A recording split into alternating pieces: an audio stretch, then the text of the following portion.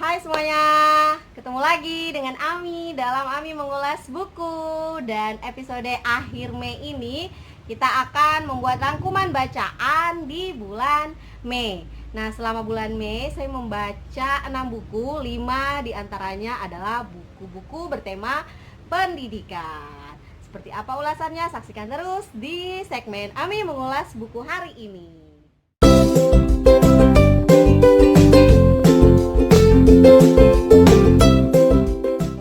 Sebelum saya mulai, teman-teman yang belum subscribe ya. Jadi saya semakin semangat untuk mengulas buku. Nah, buku pertama yang ingin saya bagikan adalah bacaan saya di bulan Mei ini berjudul Ortu dan Guru Jangan Baca. Buku ini ditulis oleh Imam Khairi di tahun 2014. Buku ini sebagai pengingat bahwa menjadi orang tua dan guru adalah orang-orang yang selalu dicontoh. Oleh karena itu perlu melakukan transformasi diri sebelum mengemban amanah tersebut menjadi pribadi yang lebih baik. Nah, di dalam buku ini diterangkan beberapa practical tips dan juga refleksi bahwa menjadi orang tua dan guru tidak cukup hanya dengan kasih sayang dan ilmu tentang kedisiplinan, tapi juga kemampuan untuk mengetahui anak sesuai dengan perkembangan zamannya. Selanjutnya adalah buku berjudul Revolusi Sekolah Penuntun Remaja yang ditulis oleh Fad Gibran di tahun 2006. Buku ini cocok untuk dibaca anak-anak usia sekolah untuk lebih tahu apa sih tujuan bersekolah. Dengan tahu tujuan sekolah, anak-anak sekolah bisa melakukan berbagai kegiatan partisipatif dan kontributif untuk mendukung pergerakan sekolah dan mendukung sekolah sesuai dengan fungsinya. Selain itu, meskipun ini untuk remaja, penting juga dibaca untuk orang-orang yang bergerak di dunia sekolah, sehingga tahu seperti apa sih dunia remaja dan menjadi gambaran singkat remaja itu harusnya dilibatkan seperti apa, sehingga sama-sama sebagai sivitas akademika di sekolah tersebut bisa menciptakan kondisi sekolah yang membuat anak-anak sekolah itu bertumbuh dan belajar bersama di ruang yang bernama sekolah. Buku selanjutnya berjudul Sekolah Efektif, Konsep Dasar dan Praktiknya ditulis oleh Dr. Supardi MPD PhD. Buku ini menjelaskan tentang sekolah efektif dari sisi kepala sekolah, guru, peserta didik, pembelajaran, dan iklim sekolah itu sendiri. Tentu buku ini berisi banyak sekali teori dan aturan-aturan dasar sehingga sangat cocok dijadikan untuk referensi baik orang-orang yang terlibat langsung di dunia sekolah itu sendiri maupun praktisi pendidikan sehingga bisa menjadi pedoman dalam menciptakan sekolah yang efektif. Selanjutnya adalah Teach Like Finland dan ditulis oleh Timothy D. Walker yang di tangan saya ini adalah cetakan ke-10 di bulan Februari tahun 2020. Buku ini berisi 33 konsep sederhana untuk kelas menyenangkan yang ditulis berdasarkan pengalaman Timothy D. Walker ini sebagai pengajar di sekolah di Finlandia.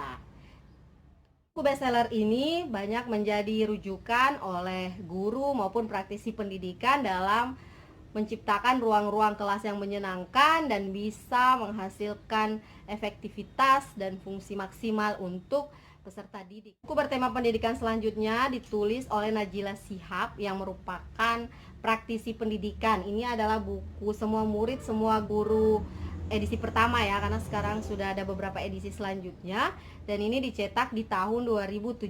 Di sini dibahasakan bahwasanya cita-cita untuk memajukan pendidikan sudah banyak sekali digaungkan dan sebenarnya ini adalah buku berisi ajakan, motivasi, dan juga kritik berdasarkan pandangan dan pengalaman dari seorang Kak Najila Shihab.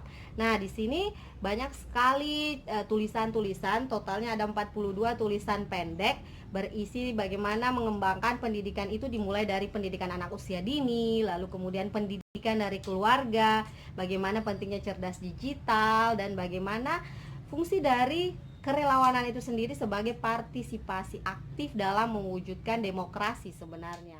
Dan ada juga pembahasan yang menurut saya detail bagaimana sih pengaplikasian Pancasila dan itu ditulis dengan narasi yang sangat sederhana sehingga sangat nyaman buat kita baca. Ini dari perasaan saya ya.